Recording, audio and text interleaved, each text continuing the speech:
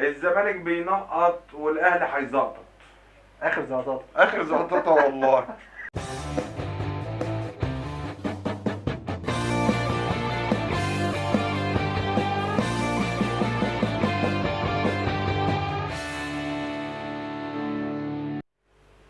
السلام عليكم ورحمة الله وبركاته، معكم حمراوي ووالي وقناة هاتها في الشبكة. هاتها في الشبكه. هنجيبها. هنجيبها.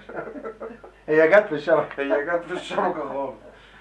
ازيكم عاملين ايه؟ كل سنة وانتم طيبين بمناسبة السنة الجديدة، وان شاء الله تبقى سنة سعيدة علينا وعليكم وعلى كل متابعينا، وكل اللي نفسه حاجة يحققها ان شاء الله بإذن الله. كل سنة وانتم طيب يا حمراوي، والنهاردة بقى يوم عالمي. يوم تاريخي. يوم تاريخي، بقى لنا 3 اسابيع عندنا يوم عالمي. عندك الاربع فرق اللي تحت الاهلي عملوا معانا الواجب بتاع احبك. ما انا كمان بحبك. يا كركر. تعادلات، كلهم تعادلات، 1-1 بيراميدز وفيوتشر. تحس ان هم مظبطينها كده للاهلي يا جدع والله. الاهلي طالع رايح كاس العالم في الانديه، فايه بيجاملوه. والله بصراحة يعني الواحد مش عارف يقول ان هو قد ايه مبسوط ان كل الظروف بتلعب لمصلحة الاهلي. التحكيم طبعا انا مش عارف، يعني مثلا بالنسبة لضربة الجزاء اللي جماهير الزمالك بتتكلم عليها بتاعت زيزو دي، هم بيشغلها ازاي ضربة مش جزاء؟ جايبين الزمالك، هو بس الصفحات المدفوع لها فلوس. لا يا عم، يا عم عيب يا عم، استغفر الله العظيم يا رب. يا عم يعني طب الصفحات اللي مدفوع لها فلوس دي بتتكلم على ايه؟ مش عارف. هنتكلم على ايه؟ طيب يعني هي عشان مدفوع لها فلوس تقول اي حاجه وخلاص؟ طب ما تقول اي مبرر. عموما يعني الزمالك بصراحه هو بينقط بينقط، يعني هدر نقط كتير بداعي بدون داعي. ماتش اسوان ده بعد اسباب كده. كتير، ده اسباب كتير هنتكلم عليها. هو بلا صياح. يعني انت بتتكلم في الزمالك، الماتش كله ما عملش غير 3 هجمات.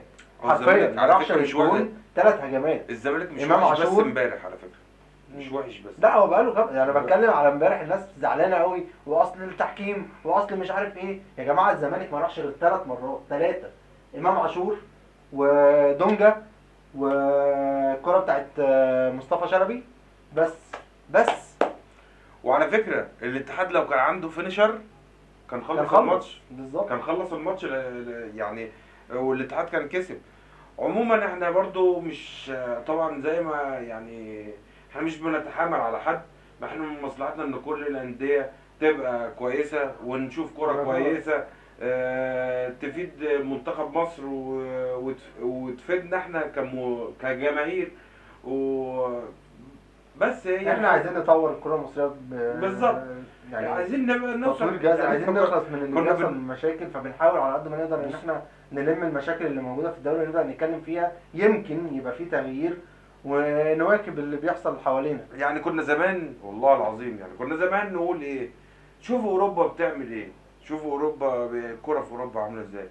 يعني مش هنروح بعيد بقى، شوفوا السعوديه بتعمل ايه، شوفوا السعوديه اللي هي جنبينا هنا بتعمل ايه، المغرب بتعمل ايه، جنوب افريقيا بتعمل ايه.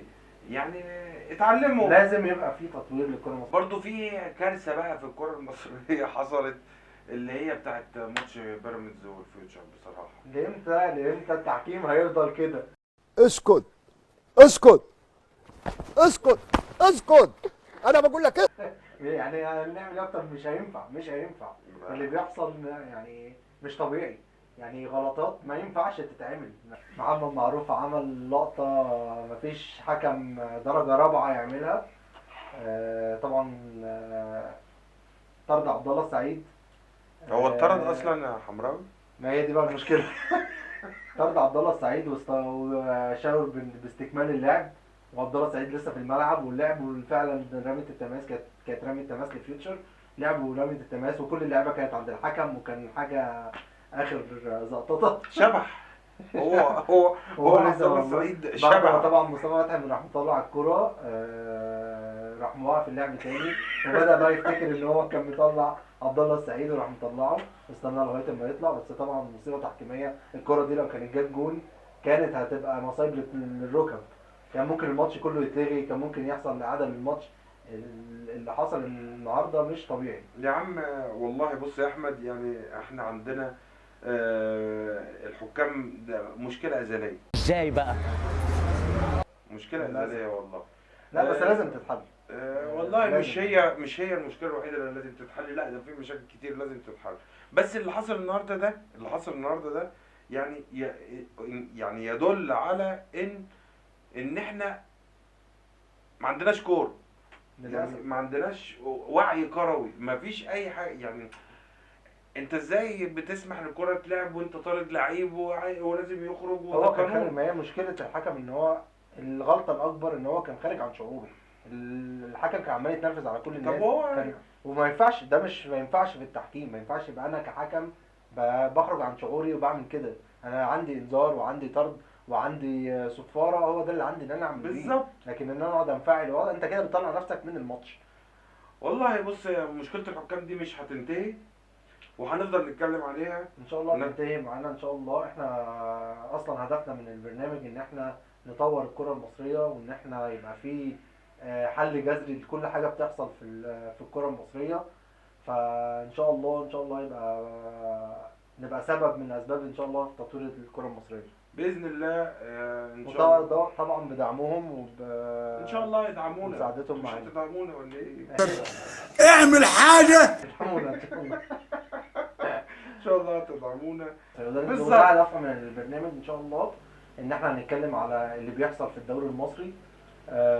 وطبعا هيبقى في، يعني زي ما اتكلمنا دلوقتي على الزمالك وقلنا ان في مشاكل 1 2 3، هنتكلم عن الاهلي ونقول ان في 1 2 3. لان انا كمشجع اهلاوي، الاسماعيلي راح في داهيه. انا كمشجع اهلاوي مش عايز برضو الاهلي يبقى مستواه بالمنظر اللي انا شايفه. الاهلي فعلا من اول الدوري وهو مش حلو. بالظبط. مش هو ده الاهلي اللي احنا نعرفه. بالظبط. ان شاء الله يعني يكون المحتوى عجبكم ونكون قدم لكم رساله يعني او محتوى يعني ينول اعجابكم. ولسه ان شاء الله الفتره اللي جايه ان شاء الله هنتكلم بقى بتفاصيل. احنا تفاصيل اكتر، لسه حلقه بنبدا سريعه معاكم بالظبط، وحلقه سريعه.